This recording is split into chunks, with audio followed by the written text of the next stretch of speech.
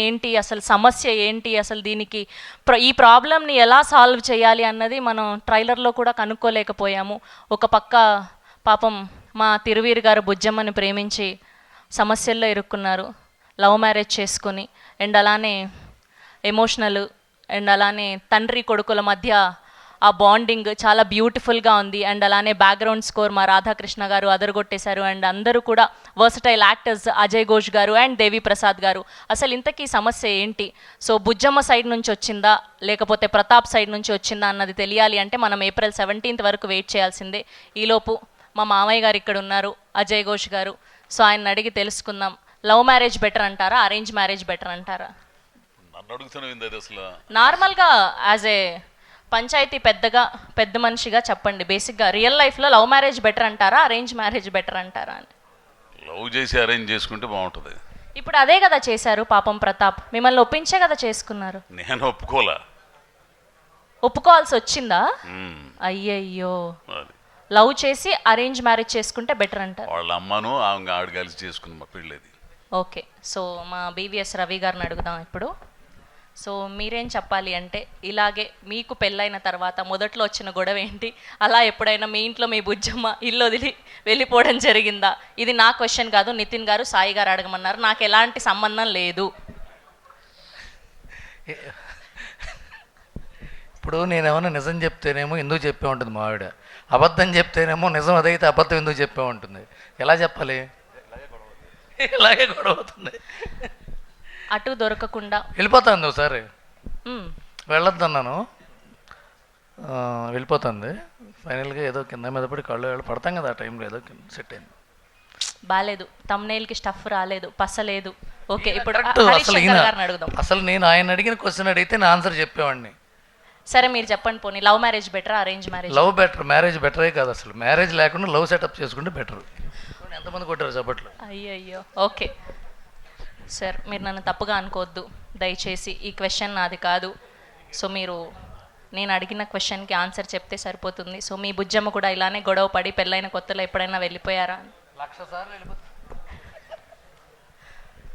నా ధైర్యం ఏంటంటే, మనం కోట్ల మందిని కన్విన్స్ చేద్దామని బయలుదేరాం ఇంట్లో నుంచి, ఒక్క మనిషిని కన్విన్స్ చేయలేమా అని. సో ఎప్పుడు వెళ్ళిపోయినా నేను తెచ్చుకుంటా అన్న నమ్మకం, కన్విన్స్ చేస్తాం, ఆ కన్విక్షన్ కూడా ఉంది. ఇంతమంది కోట్ల జనాల్ని కన్విన్స్ చేయగలిగారంటే ఆవిడని కూడా కన్విన్స్ చేసేసి ఉంటారు, మాకు తెలుసు. అండ్ ఇప్పుడు అల్లరి నరేష్ గారు సార్, సేమ్ క్వశ్చన్ మీకు కూడా. సో మీ ఆవిడ పెళ్ళైన కొత్తల్లో మీ మీద అలిగి షూటింగ్లోకి వెళ్తున్నప్పుడు మీరు టైం ఇవ్వట్లేదని, అలా ఎప్పుడైనా అలిగిన సందర్భాలు ఉన్నాయా? మీరు బయటికి తీసుకెళ్ళట్లేదు, ట్రిప్పులకి తీసుకెళ్ళట్లేదు అని? అలా ఏం లేదు కదంటే, మీరు ఇందాక అడిగారు కదా వెళ్ళిపోతారని, నన్ను బాగా వెళ్ళిపోమంటుంది కానీ జనాల ఇంట్లో నుంచి బాగా సర్దుకుని వెళ్ళిపోను. నేను ఒక్కదాన్నే అనుకున్నా, మిగతా ఆడవాళ్ళు కూడా అలానే ఉన్నారన్నమాట. కాదండి, వాళ్ళు అడగమన్నారు లేదు తెలియదు, మీరు అడిగేస్తున్నారు అందరినీ. మీ ఆయన మిమ్మల్ని ఎలా బదిలాడు అది చెప్పండి ఫస్ట్. మా ఆయనకు ఆ ప్రాబ్లం లేదు, ఎందుకంటే 24 గంటలు ప్రసాద్ ల్యాబ్లోనూ ఈ దశపలాల్లోనూ తిరుగుతూ ఉంటాను కాబట్టి పెద్ద సమస్య లేదు మా ఆయనకి. థ్యాంక్ యూ అండి. ఓకే అండ్ ఇప్పుడు రాధాకృష్ణ గారు సార్, లవ్ మ్యారేజ్ బెటర్ అంటారా, అరేంజ్ మ్యారేజ్ బెటర్ అంటారా? లవ్ మ్యారేజే బెటర్. ఎందుకు మీది లవ్ మ్యారేజా? నాది లవ్ మ్యారేజ్. అందుకే కరెక్టే, అలా చెప్పకపోతే ఇంటికి వెళ్ళాక తిండుండదని నాకు తెలుసు. Thank you sir. అలానే ఏం లేదు, మ్యారేజ్ అరేంజ్ మ్యారేజ్ కూడా బెటరే. ఏదైనా కూడా అందరూ ఒక సదాభిప్రాయంతో, అంటే ఒక మ్యూచువల్ అండర్స్టాండింగ్లో ఉంటే అందరూ పైకి వస్తారు, లేకుంటే చుక్కలు కనబడతాయి. ఓకే థ్యాంక్ యూ అండి. అండ్ మా తిరువీర్ గారు, అసలే రీసెంట్గా పెళ్ళయింది. సో మీకు రియల్ లైఫ్లో ఇలాంటి గొడవ ఎప్పుడైనా జరిగిందా? మీ ఆవిడ అలిగి వెళ్ళిపోవడం జరిగిందా? లేదు, ఎప్పుడు వెళ్ళలేదు. కాకపోతే మీరు ఇందాక అన్నారే టైం ఇవ్వట్లేదని, అదొక్కటి ఉంటుంది అప్పుడప్పుడు. ఎందుకండి పాపం, తప్పు కదండి పాపం. ఆడవాళ్ళు ఇంట్లో అలా అమాయకుల్లాగా వెయిట్ చేస్తుంటారు, టైం ఇవ్వాలి కదండి పాపం. ట్రిప్పులకి తీసుకెళ్ళాలి కదండి పాపం, షాపింగ్కి తీసుకెళ్ళాలి కదండి పాపం. అప్పుడు ప్రొడ్యూసర్ అనాలి పాపం అని. కరెక్టే.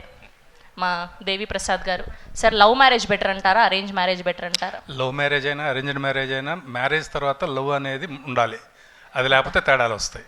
అబ్బా పర్ఫెక్ట్గా చెప్పారు ఈయన. థ్యాంక్ యూ అండి, thank you so much. Prasad Behra గారు, నన్ను తప్పిచ్చేస్తే బాగుండు, అని వెయిట్ చేస్తున్నారు పాపం. అయినా మేము వదలం పాపం. మీరు చెప్పండి, అసలు లవ్ మ్యారేజ్ మీద, అరేంజ్ మ్యారేజ్ మీద మీ ఒపీనియన్ ఏంటి? రెండో ఎక్స్పెరిమెంట్లే. ఎందుకు వచ్చిన గొడవ? మీకు చాలా ఎక్స్పీరియన్స్ ఉన్నట్టుంది, మాకు తెలుసు. నాకు 4 పెళ్ళిళ్ళు అయ్యాయండి. పదం రచ్చబడికి వెళ్ళిపోదాం ఇంకా. Okay thank you. సార్ మీరు చెప్పండి,